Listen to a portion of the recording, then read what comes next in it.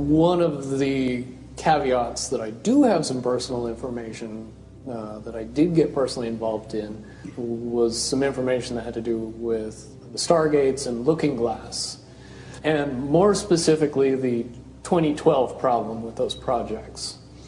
The popular opinion of what's out there right now is that the project was shut down because there was a problem when we approached 2012.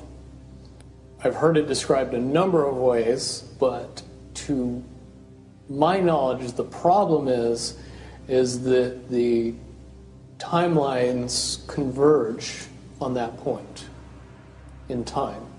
And when you know enough about the Stargate projects and the Looking Glass project to know how string theory works and how the possibility of possibilities works and how making one choice over here doesn't necessarily mean that the other choice couldn't exist at the same time. But once you get your brain wrapped around this subject, you find out that at the end of 2012, in an easy way to put it, the choices that we make become less and less consequential to the future. And eventually we're pushed into this bottleneck of time, no matter which choice we make. And that's important to the people that had access to Looking Glass because they would use Looking Glass knowing the choices that they would make and the future would pop up. The big mistake was coming up with the possibility of future. And when we started using a computer to say, well, if we make this choice, it's 79% possible that this scenario happens, and 23% are possible, or whatever, I'm using round numbers, that this scenario would happen. The understanding at the time was that was realistic. However, if you go down the road further and free will continues to exercise itself on this game, that 79% possibility sometimes changes very, very fast. But if you look at the situation in a point of time, it seems very realistic that that's the greatest possibility. What happened was people, very smart people, began to figure out that something big was coming up.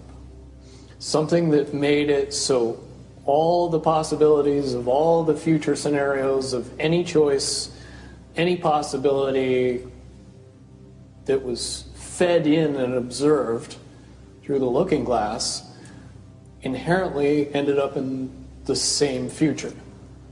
And no decision, no possibility changed past a certain point. That's the big secret.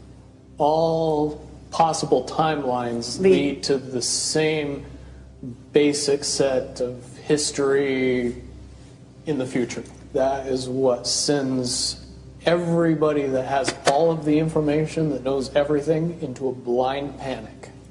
The people that know everything about Looking Glass, that have gotten all the reports and all the information, the elites of the world, probably figured out that that was the end of the game, and nothing could be manipulated beyond that point. When I was in the military, it would have been before '97 when I got in trouble.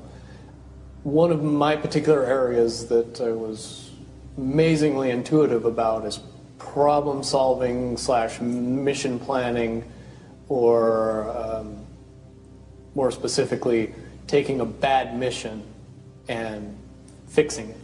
Certainly knowing how string theory and possible futures works makes it so you can work your mind very quickly to see the reality of what's happening and decide what decisions need to be made to change it for a particular outcome. At a certain point, after they're done hearing the computer tell them this is what's going to happen over and over and over and over again, all they become focused on is, how do we fix it? What I do know is that I was called in and asked to solve this problem, this timeline contraction problem. And I eventually did my due diligence and did all the investigating and basically only had one piece of information, and that was reinforcement. The computer's right. The timelines will contract down to some inevitable thing. There is an inevitable event. It's been forecast, it's been predicted, it's been fed to us in a slop trough of what they want us to believe will happen. They don't actually have control over what happens. They only have control over the reaction, and it seems that no matter what they try to do to cause their desired reaction, it's going to have an opposite effect. Much, much easier for me to explain today what that process is as opposed to back then. If I had to give it a name, I would say it's the awakening process. It's an evolution of consciousness that cannot, will not, and no matter what decisions or possibilities are injected into the equation, eventually it all resolves down to us all learning the truth and becoming aware of this massive dam of lies that has been built that keep us from knowing massive volume of information that we should otherwise possess. Essentially what happened with Looking Glass, not only did they not want people to use it anymore because they knew it was just going to burp out the same thing, but at the same time they didn't want anybody else to know what it was saying, I'm sure. Because that information was of a monumental concern when I was in the military about how to prevent this inevitability. Now, at first I thought it was end of the world. Now I see end of the world as end of their world. The biggest cherry on top of all this conversation would be a synopsis to say that if I could convince everybody out there that for all intents and purposes, what we believe to be true eventually becomes true.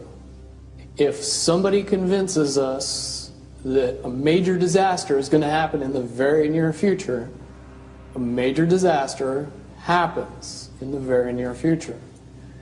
If we don't buy into that fear and accept that there's really nothing that we know is going to happen, and accept of whatever happens, that makes the convergence of the timelines happen as naturally as possible.